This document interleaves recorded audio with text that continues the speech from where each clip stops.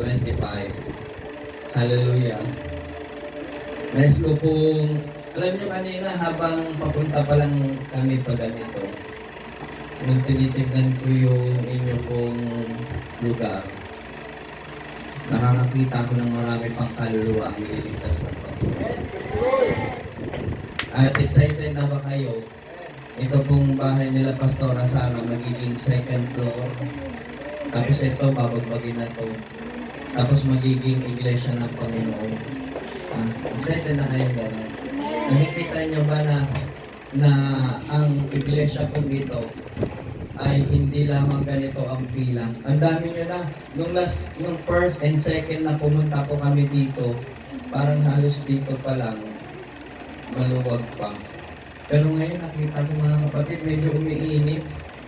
Dahil maiinit ang paglilingkod natin sa Panginoon. Hallelujah, malakas na palakpak para sa Panginoon. At ang tagumpay na yan ay hindi dahil sa'yo, hindi dahil kay La Pastora, kay La Pastor Philip, ito'y dahil sa Panginoong Yesus. Hallelujah. Sabi po ng Proverbs, chapter 25, verse 25, as cold water for a thirsty soul, so is the good news from a far country.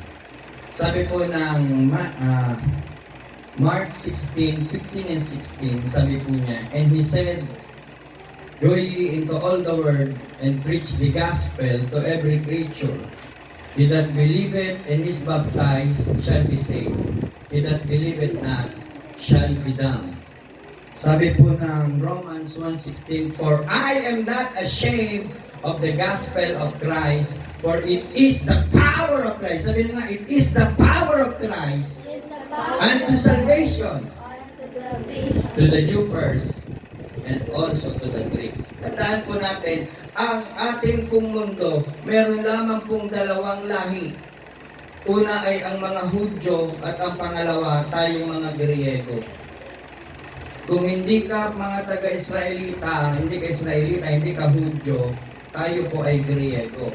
Pero sabi po ng Bible, wala na daw pong nakakulong, kundi tayo'y malaya na. Wala na daw pong mga kapatid barbaro, wala na pong mga Hudyo man o Griego, tayong lahat ay iisa sa atin pong Panginoong Yesus. Hallelujah.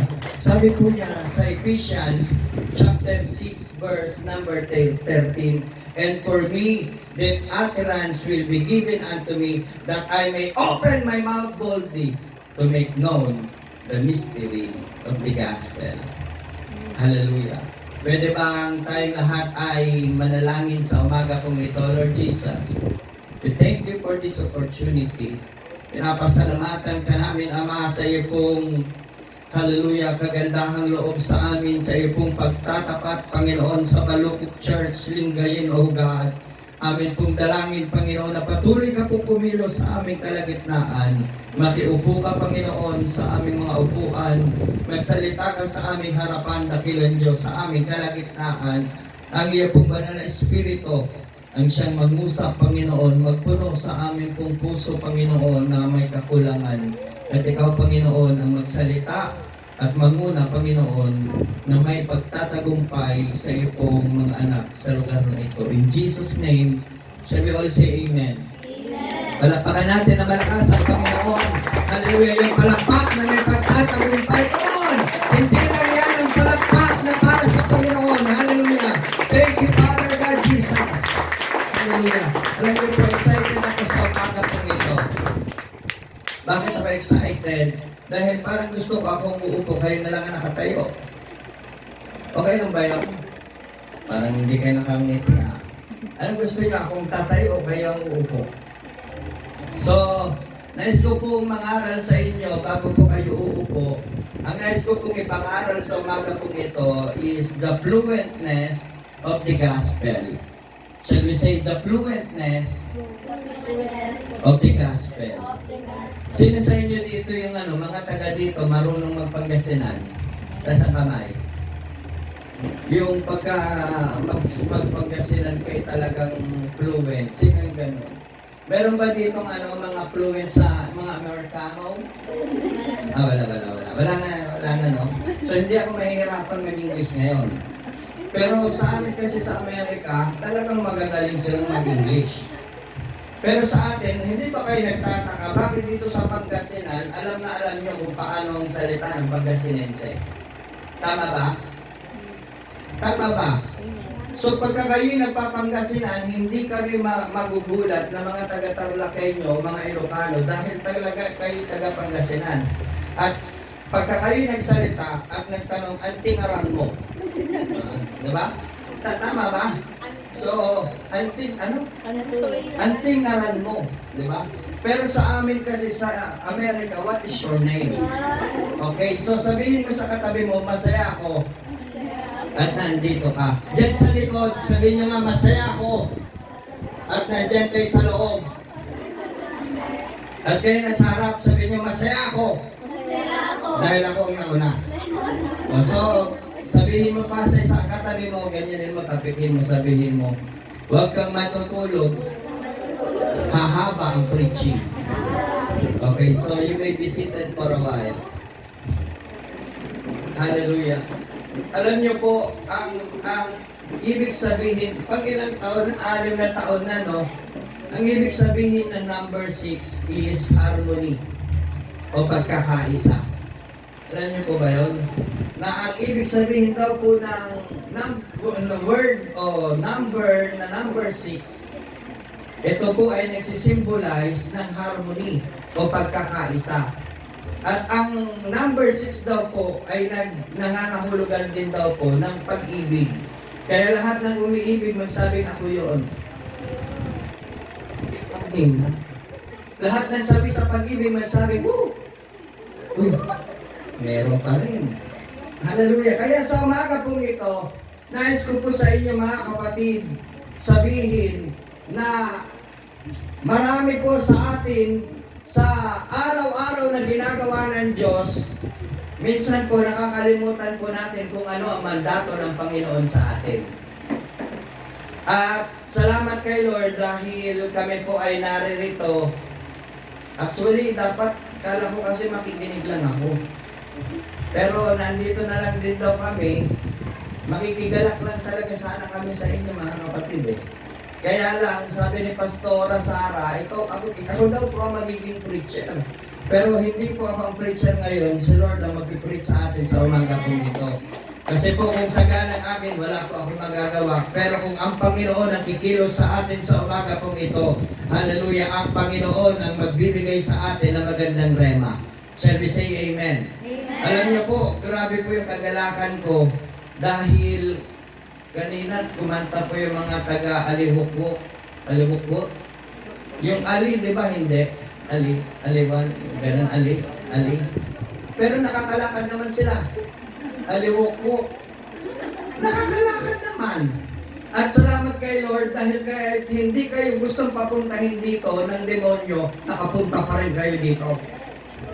At salamat kay Lord dahil dito sa Banupok, na ipanganak mga kapatid ang apostolic, hallelujah, faith.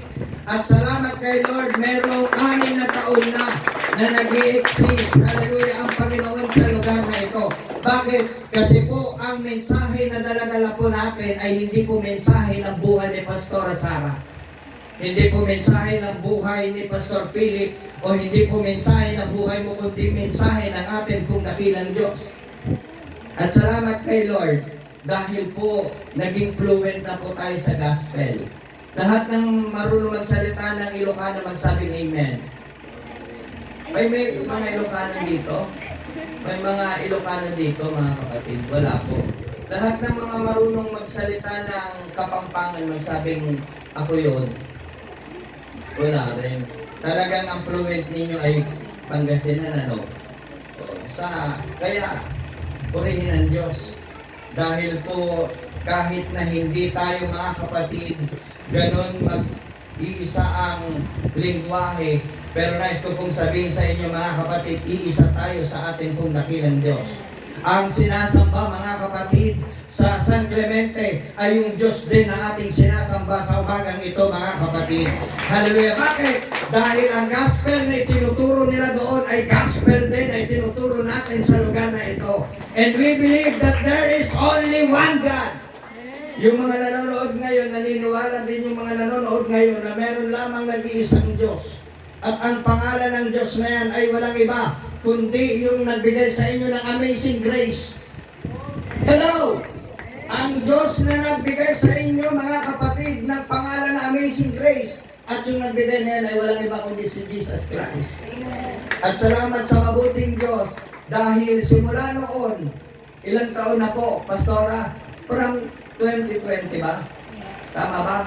Since 2020, kaya minsan tama yung sinabi ni Sister Jane, na minsan yung pagsubok ay ibinibigay sa atin hindi para tayo po'y papanghinain, kundi ang pagsubok ay nilalagay sa ating harapan para mapatunayan mo na meron Diyos, mga kapatid, na tutulong sa atin in times of trouble.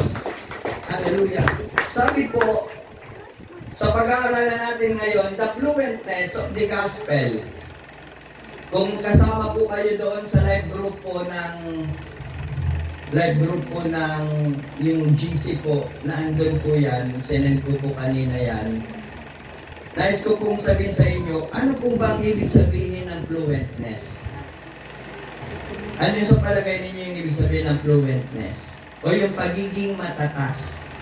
Ang fluentness daw po, it refers of being, sabi po dito, the quality or state of being able to speak.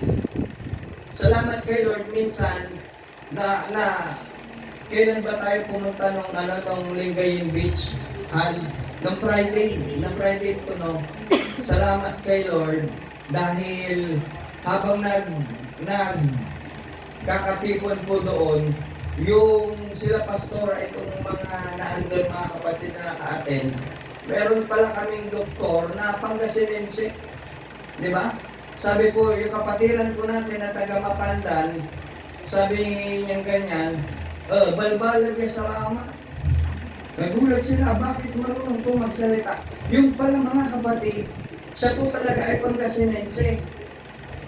At salamat kay Lord, dahil kahit sa amang lupalop tayo, pagka tayo po'y nagsasama-sama, meron pong nabubuo, mga kapatid, na pagkakaisa. That is harmony.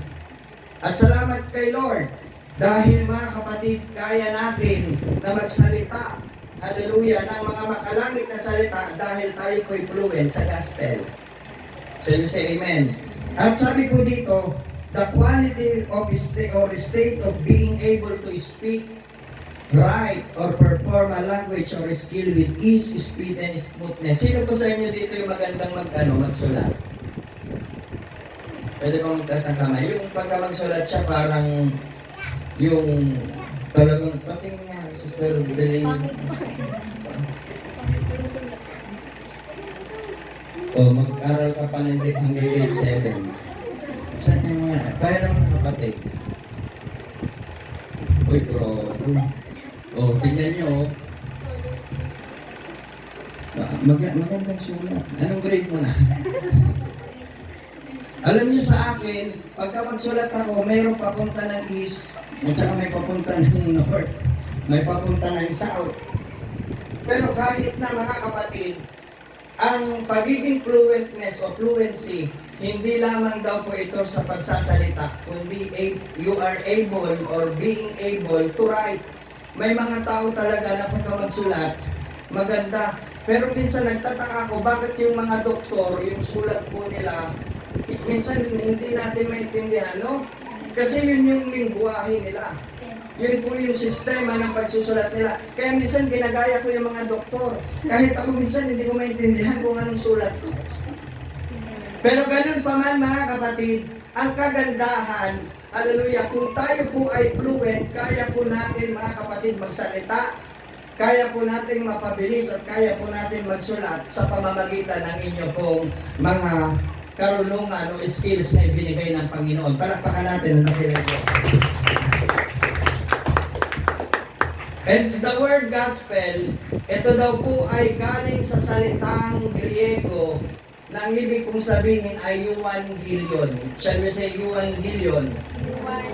Pag sinabing euangelion, it means good news or good tidings. Ang ibig sabihin ng you, sabi po dito, Ang ibig sabihin ng you ay good. At yung euangelion, ang ibig sabihin ay message. Pagka pinagsama mo yung euangelion, ito po ay nagko-compose ng good message. Kaya ang gospel ng Panginoon, it is a good message na kaya nating ibahagi dahil ito po ay buhay ng ating pong Panginoon na tayo po ay tinubos ng ating pong dakilang Diyos from darkness into marvelous light. Shall we say amen? Biruin mo, dati tayo na sa kadiliman, tapos nilalagay niya po tayo sa walang hanggan o sa marvelous light. Thank you sa Panginoon, di ba kayo nagpapasalamat? Na dati, yung mga iba dito, nasa gilid-gilid, naninigarilyo. Hello? Ay. Yung iba dati sa atin dito, ang ibinabalita, yung buhay ng kapitbahay. Hello? Sino po sa atin dito yung magaling magbahagi ng gospel?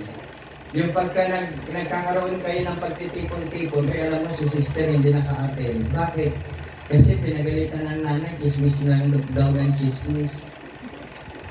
Tama ba? Yung iba naman, bakit sister hindi naka-attend si brother? Kasi si brother na andun lasing. Pero hindi na yan ang ating pong buhay ngayon. Ang ating pong pinag-uusapan, walang iba kundi ang buhay ng Panginoon kung paano niya po tayo binago. Shall we say amen? At salamat kay Lord dahil po meron po kayong Pastora Sara at Pastor Philip na ginamit ang Panginoon. Merong Brother Ivan. Nasaan na si Brother Ivan? Salamat Brother Ivan dahil ginamit ka ng Panginoon. Meron pong Brother June, merong Brother Delmer at meron po kayo na ginamit po ang Panginoon para po makita po ninyo ang pagkakataon po ito. Shall we say amen? At sabi po dito, kinakailangan po natin maging fluent sa gospel sapagkat it is the power of God unto salvation. Ang gospel po, ito po ay gospel ng ating pong Panginoong Jesucristo. Hindi po ito gospel ni Pastora Sara o ng gospel na kung sino pong nagtuturo, kundi ang gospel, ito po ay ebanghelyo ng ating pong Panginoong Jesucristo. Kung paano niya po tayo, mga kapatid, number 1, ni-redeem. Shall we say redemption? Alam niyo po, ang ibig sabihin po ng gospel, hallelujah, ito po, number 1, is redemption. Tayo po ay tinubos ng ating pong Panginoon. Sino sa inyo dito yung nakaabot, yung Coca-Cola? Pagka binuksan natin, pagka binuksan mo yung Coca-Cola, tapos pagbukas mo dun sa tansan, may nakalagay free 1.5 o kaya free 1 liter of Coke. Sino ba nakaabot ng gano'n? Tapos sa kamay, o matanda na kayo. Ganun yun. At tapos, pagka binuksan mo noon yung Coca-Cola, hindi ako nag-advertise ha. Pagka binuksan mo yung Coca-Cola, pag tinignan mong ganon, may nakalagay po na free. Talagang tuwang-tuwa ka. Minsan kami po noon, para makatikim uli ng Coke na malamig-lamig, bumibili po kami ng Coca-Cola, yung 8 ounce, para lang ipapalit namin mga kapatid. Hindi na namin iniinom yung binubuksan namin. Ang ginagawa namin, pagka meron, may free 8 ounce, papapalit namin. Yung pinagpalitan, yun yung iniinom namin. Grabe, no? So, sino sa inyo dito ay nakaranas sa kamay? Nandun sa likod, ayaw nyo lang magpataas. Bakit po? Napakasarap po pagka meron pong inire-redeem. Tama po ba? At nais ko pong sabihin sa inyo, tayo pong lahat ay isinangla o nakasangla noon sa atin pong kaaway na siyang Diablo. Shall we say amen? Pero salamat sa Lord, ipinahayag niya mga kapatid ang redemption. Shall we say redemption? Tayo po ay tinubos na ng atin pong Panginoon. Sabihin mo sa katabi mo, salamat, tinubos ka na. Sabi po ng Ephesians 1:7, in whom we have redemption through His blood. Tayo po ay tinubos na dahil po sa Kanya pong banal na dugo. Dahil po sa kanyang dugo. And sabi po dito, the forgiveness of sins according to the riches of His grace. Tayo po mga kapatid ay tinubos sa dugo ng ating pong Panginoon. At dahil po sa dugo ng ating pong Panginoon, tayo po mga kapatid ay malaya na.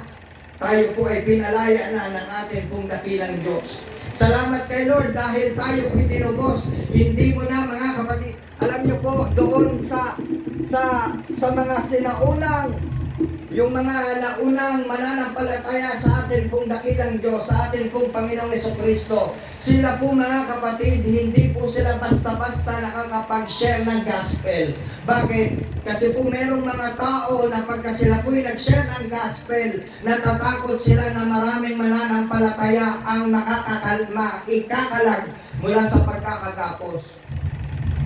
Pero thank be to God, sa panahon natin ngayon, malayang-malaya na naipapahayag ang salita, ang ebanghelyo ng ating pong Panginoon, mga kapatid.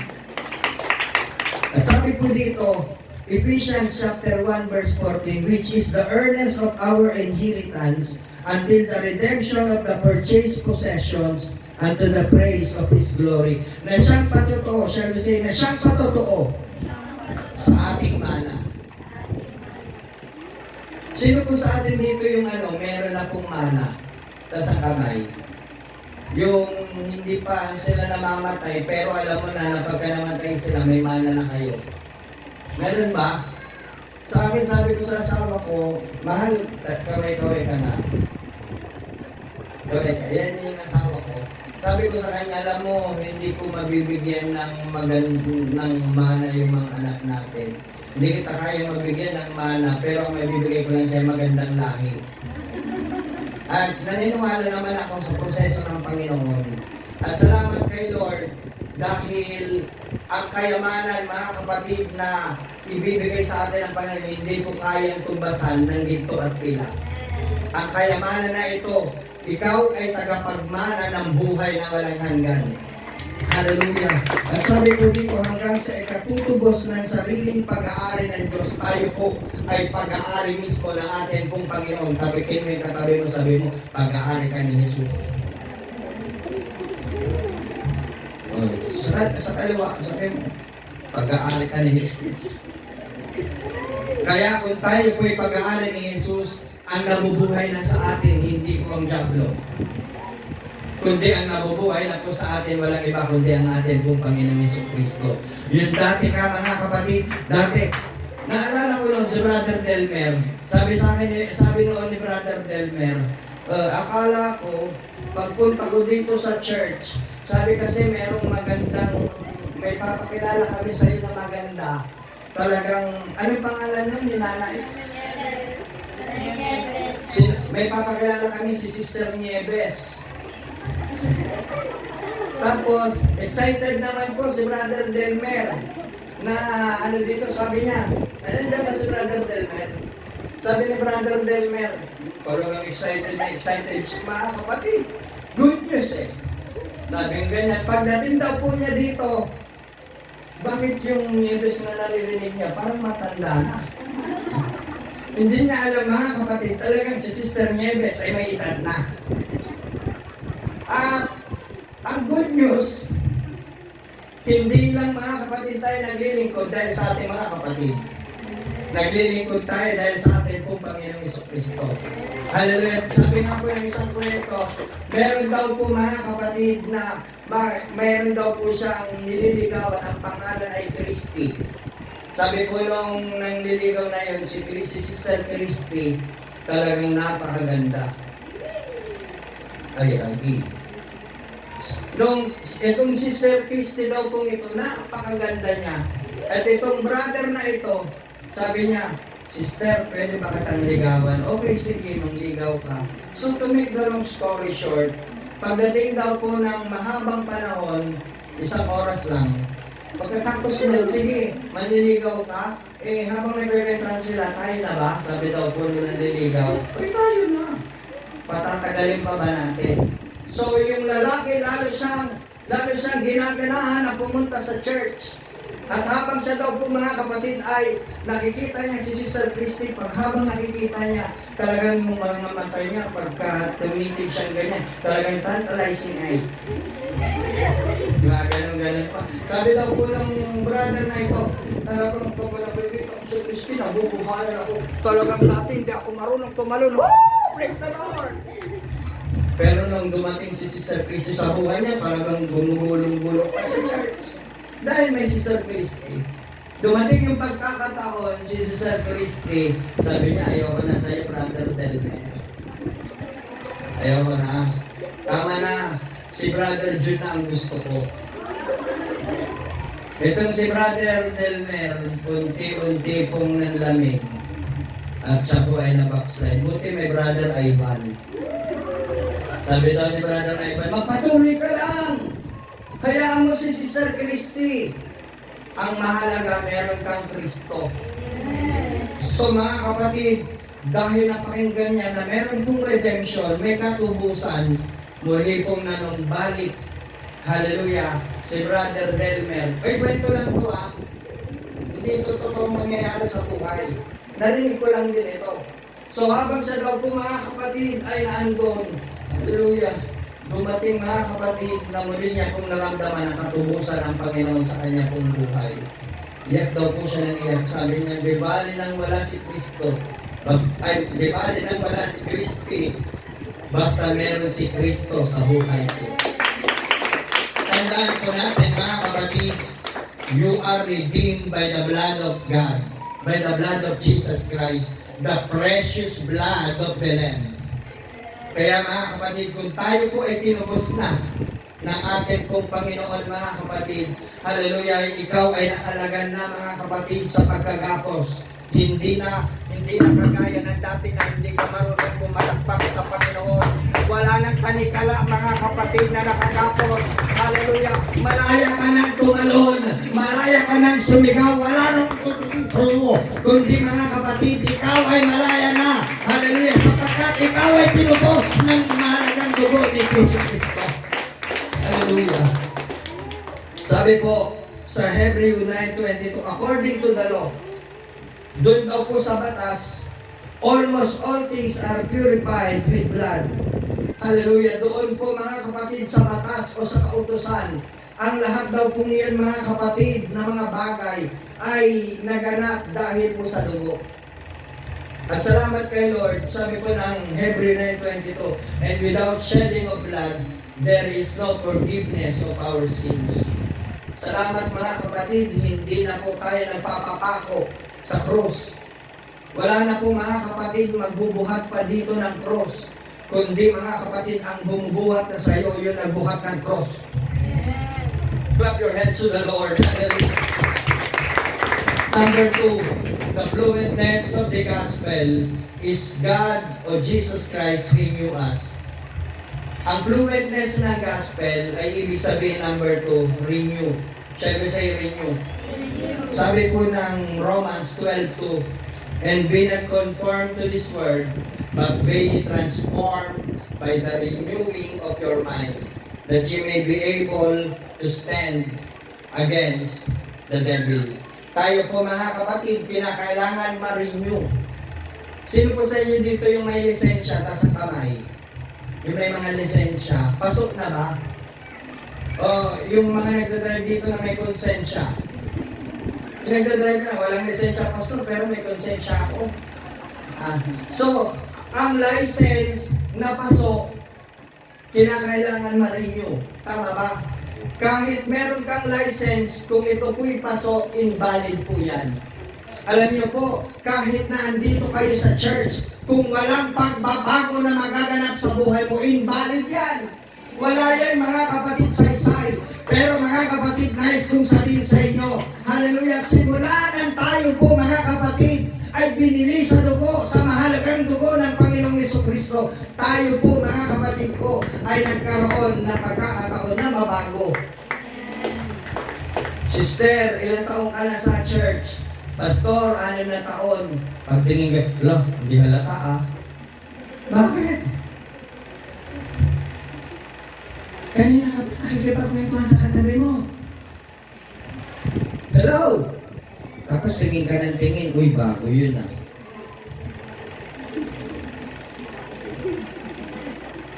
Pero mga kapatid, yung mga fluent sa gospel, kahit bago siya, sabihin natin bago, binabago rin ang Panginoon. Hindi tinitignan ng Diyos kung 60 years ka nang naglilingkod sa Kanya at hanggang ngayon hindi ka pa rin nagbabago. Hello!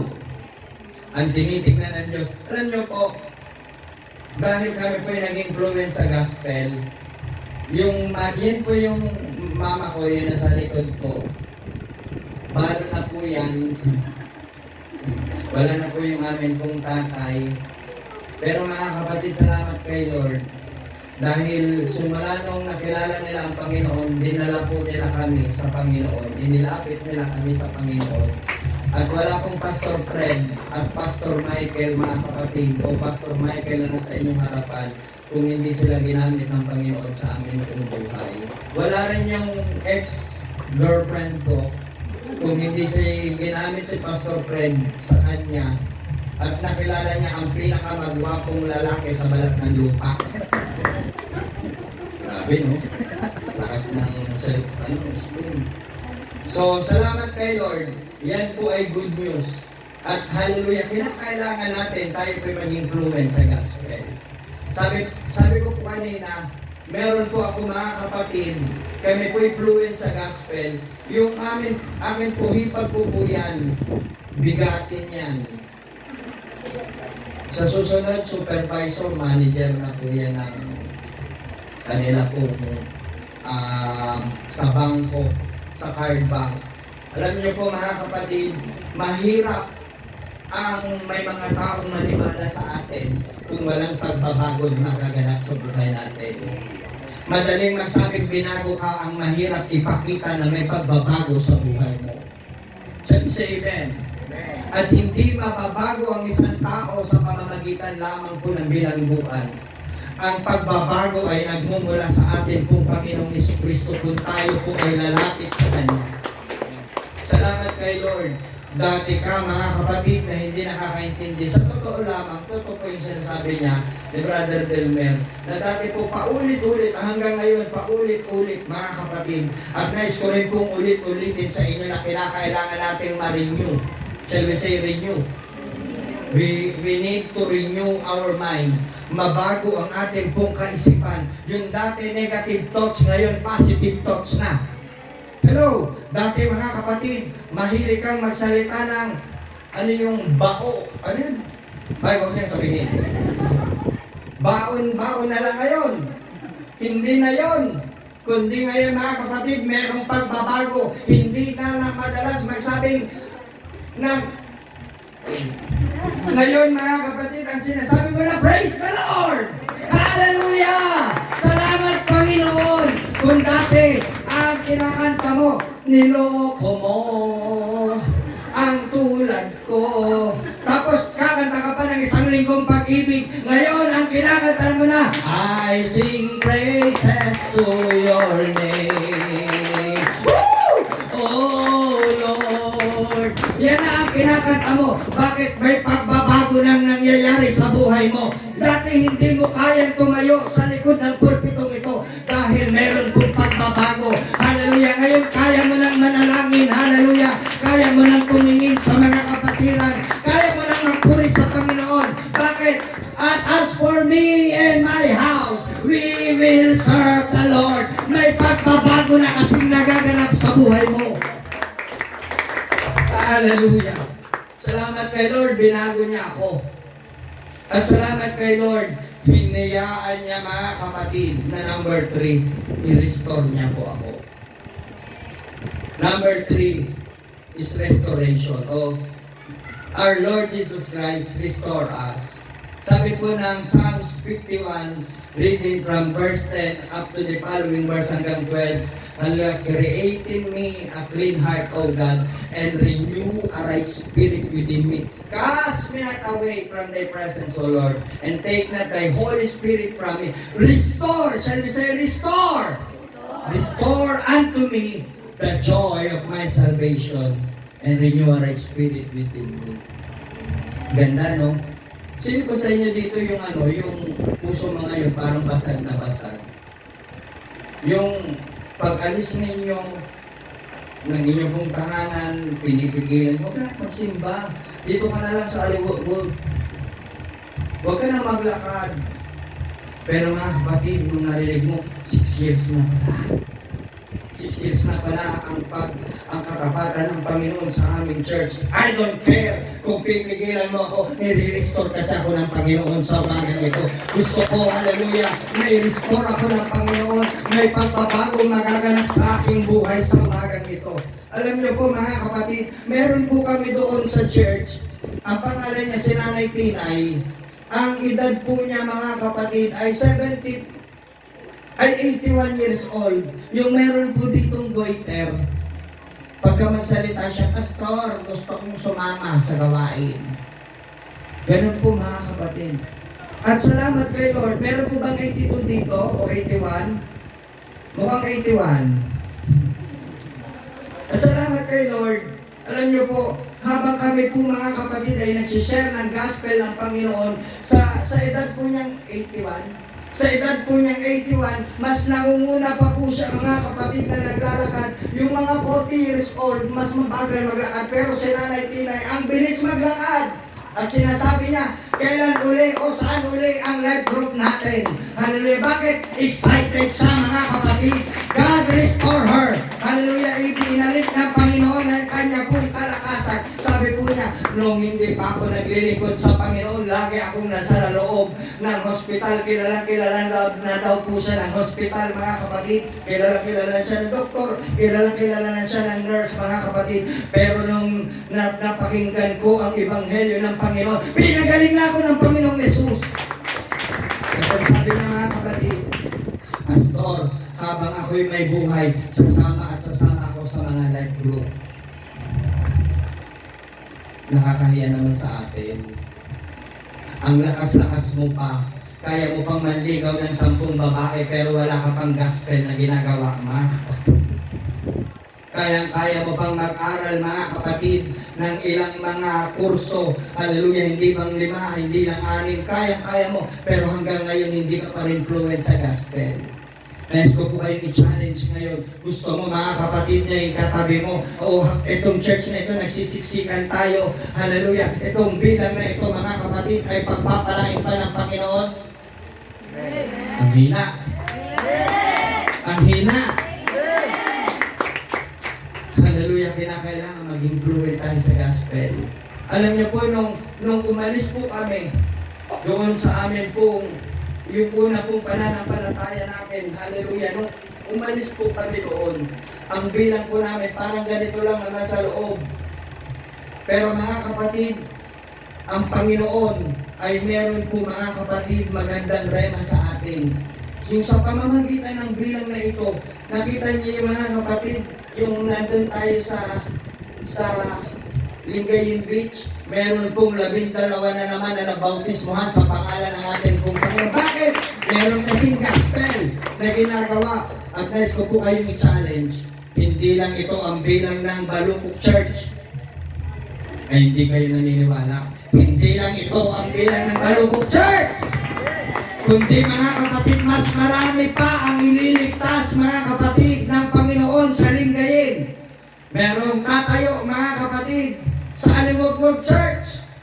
Ay, mahina. Meron mga kapatid magiging church, hallelujah, dyan sa center town. Mahina talaga yung sa likod, parang hallelujah. At meron po mga kapatid lalabas pa sa ating mga karatig na mga munisipyo. Dahil naniniwala po ako ang gospel, ito po'y kapangyarihan ng ating pong dakilang Diyos. Hindi ito gospel na kung sino man, kundi ito po'y gospel na walang iba kundi ang nagbibigay na kapangyarihan, walang iba kundi ang ating pong Panginoong Yesus. Alam niyo po, gusto ko po kayong bigyan ng magandang balita, yung good news. Yung sa church po natin sa San Clemente, gigibain na po yung bandang likuran bukas. Ha? Kasi nandito ako sa harap eh. Yung pagpasok, o sige, sa harapan na lang. Pagpasok po natin doon sa harapan, babasagin na po yun. At magkakaroon na po ng extension pa. Bakit? Kasi po every Sunday, meron na po doon sa labas, hindi na kami magkasya sa loob. Bakit? Because we know the fluentness of the gospel. At I want to challenge you. Gusto ko po kayong i-challenge sa umagang ito. Hindi lang po ito ang ating pong bilang. Hello! Meron po mga kapatid, hallelujah, there is a multitude crying inside this heart. Meron po mga tao, mga kapatid, nung naging fluent po kami sa gospel, naintindihan po namin, mga kapatid, na ang Panginoon ni-redeem niya ako. Ang Panginoon ay ni-renew niya ako. At ang Panginoon ay ni-restore niya ako. Meron po akong sasakyan na yung sasakyan ko po, mga kapatid, yung sasakyan namin ni Mama Alice, yung sasakyan po namin yun, nung binili ko po, sobrang talagang karag-karag. Pero ang takbo po niya, 140. Grabe, no? Karag-karag, pero ang takbo 140. 100 yung tunog, 40 yung takbo. Kaya naging 140. Pero yung takbo niya, 40 lang. Kaya saan tawag ko dun sa sasakyan na 140 cars. Grabe, no? Ang speed, no? Sabi ng bilis pa yung pastor. Sabi ko, oo. Gaano kabilis yun? 100 ang tunog, 40 yung takbo. Kaya 140 cars. Pero alam niyo, mga kapatid, kahit nagaganon-ganon yun, sabi ko, itong sasakyan na ito, gusto ko pagdating ng panahon, i-restore ko ito. Kasi nakapanood ko ako ng ganong itsurang sasakyan, napakabilis. Kaya sabi ko, Lord, bigyan mo po ako ng financial, i-restore ko po yung sasakyan kong ito. Sayang, hindi ko nadala ngayon eh. Kasi walang aircon. Sabi ko, Lord, i-restore ko yung sasakyan kong ito. Gabi mong Panginoon talagang ang takbo nito, 140. Alam niyo po, mga kapatid, dinala ko po sa talyer. At salamat kay Lord, mga kapatid, nung nai-restore po yun, salamat kay Lord, dahil yung takbo niya talaga kahit bago, hinahabol. Basta nakahinto. Okay? Bakit ko po sinasabi ito sa inyo? Ang diablo, sinisira niya po tayo. Amen. Shall we say amen? Amen. Ang diablo, sinisira niya po tayo. Binawasak niya ang magandang ugnayan natin sa harapan ng Panginoon. Ayaw ng diablo na tayo po'y magtatagumpay. Ayaw ng diablo, mga kapatid, na magsasalita ang ating po mga labi ng mga papuri sa Panginoon. At ayaw po ng diablo na ang ating po mga labi ay sasabihin na si Kristo ay Diyos. At ayaw po ng diablo na sasabihin ikaw ay maaaring mapahamak. Kundi ang nais po ng diablo, tayo po ay patayin, sirain at wasakin. Pero salamat sa gospel ng Panginoon, He restore us. Sabihin mo sa katabi mo, ni-restore ka ng Panginoon. Dati wasak ka, di ba? Sabi mo. Dati heartbroken ka. Di ba? Sabi mo sa katabi mo. Dati marami kang reklamo sa buhay. Pero ngayon, ni-restore ka na ng Panginoon. Hallelujah. Ganyan mo tapukin mo. Sabi mo, salamat, ni-restore ka. Dati pagka dumarating ka pa lang sa church, makinig kayo ha, dati pagka dumarating ka pa lang sa church, may mga nagsasign of the cross na. Sabi mo, saan na ako, gusto ko, pumunta pa itong tao ito. Pero na na-restore tayo ng Panginoon, pagka nakikita ka nila, oh, praise the Lord, ay happy pa.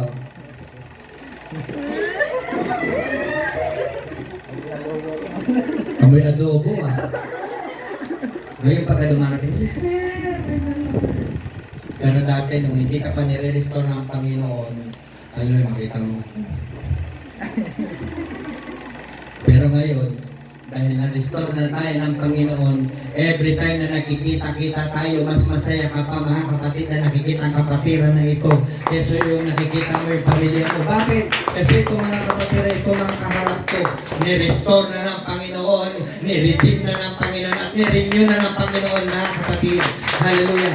Alam niyo po, kung ang tatlong bagay na ito ay atin po, mga kapatid, gagawin sa atin pong buhay, wala ka ng pag-iisip na tumalikod pa sa Panginoon.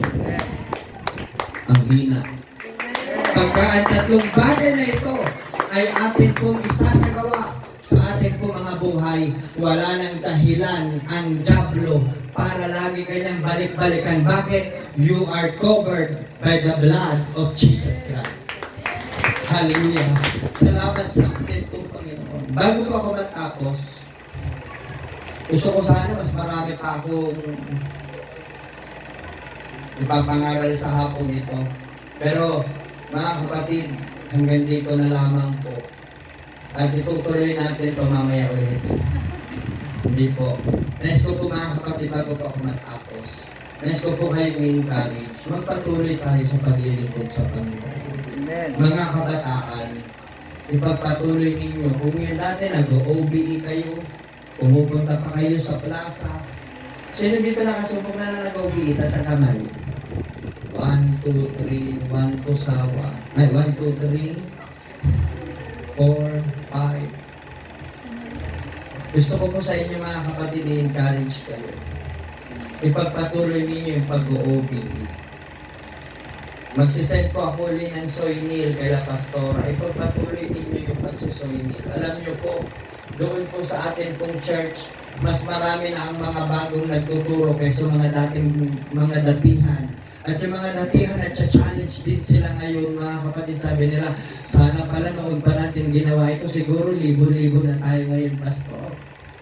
Pero mga kapatid, ang Diyos ay lagi pong nasa right time. Dumarating ang Diyos sa panahon ng ating pong kabagabagan. Kaya mga kapatid, hindi pa huli ang lahat. Sabihin mo, hindi pa huli ang lahat. Pwede pa kitang ibigin. Ay, pwede pa tayong mag-OBE. Ha? Pwede pa tayo mag-OBE. May gagawin pa tayo sa harapan ng Panginoon. Pagka huminto na ang paghinga, sa kalalang sasabihin, hallelujah daw, good and faithful servant.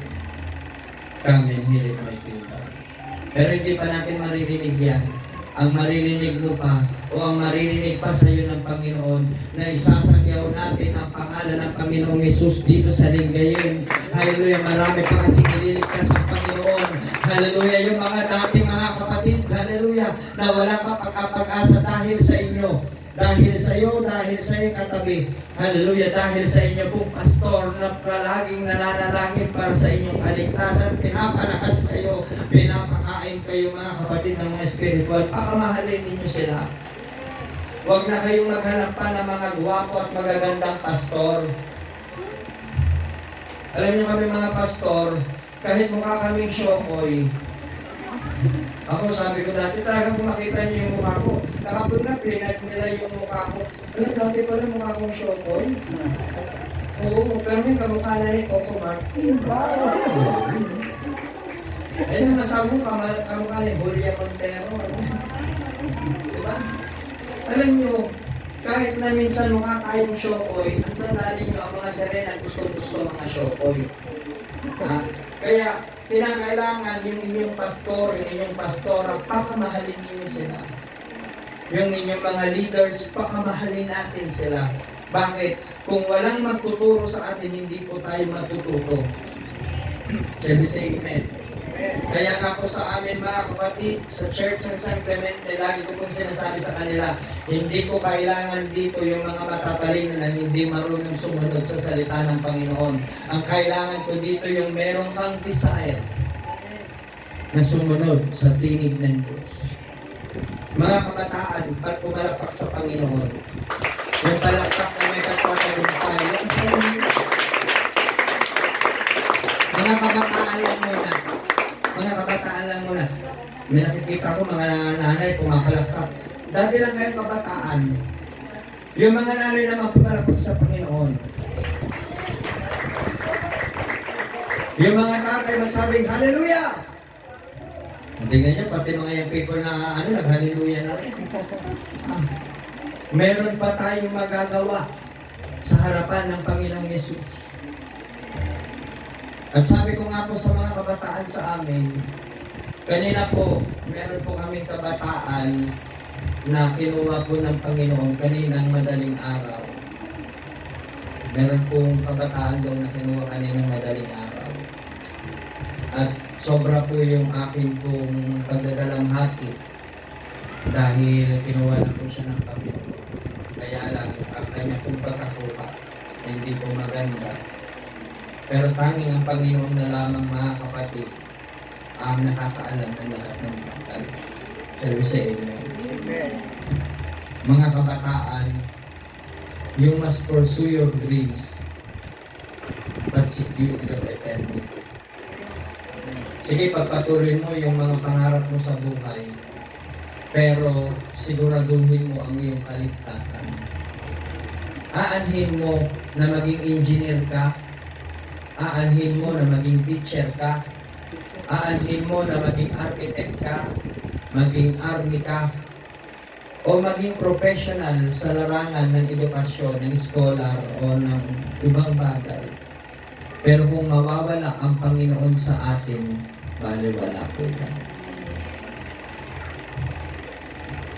Marami pong mga kabataan mas pinili ang nakasanglibutan kaysa maging fluent sa gospel. Napakasarap po pagka naging fluent ka sa gospel. Nanay, napakasarap kung ikaw, mga kapatid, yung buhay mo ay magiging gospel, good news. Ibig sabihin nga ng Evangelion, it is a good message. Yung buhay mo na lang, kung ito po'y nabago, ayan ay good news. Yung dating wasak, pero mga kapatid, dahil merong Jesucristo na nire-restore ako, merong Jesucristo na nire-renew ako, at merong Jesucristo na nire-redeem ako, salamat sa Lord. Dahil mga kapatid, sa pamamagitan ng buhay ni Jesucristo, tayo po ay nabago. Shall we say amen? Mga kabataan, nais ko pong sabihin sa inyo, huwag niyong hayaan na you being a backbone of the church ay hihinto sa paglilingkod sa Panginoon. Tapikin mo yung katabi mo, sabi mo, huwag kang hihinto. Magpatuloy ka lang. Nasaan na si Brother James? Habang tayong lahat ay nagsisitayo na. Brother James, tayo na tayong lahat.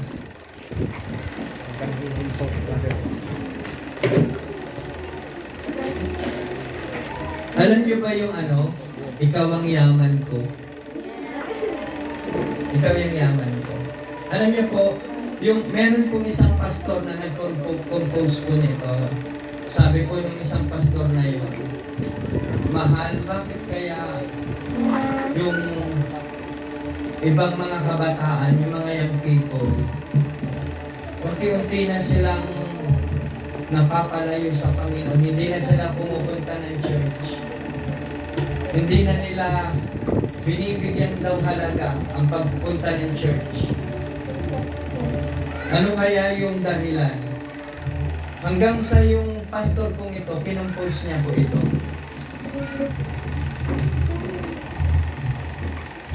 Ito po yung nang napakinggan ko po ito, nung sinabi sa akin ng asawa ko nung una, hindi ko pinapansin.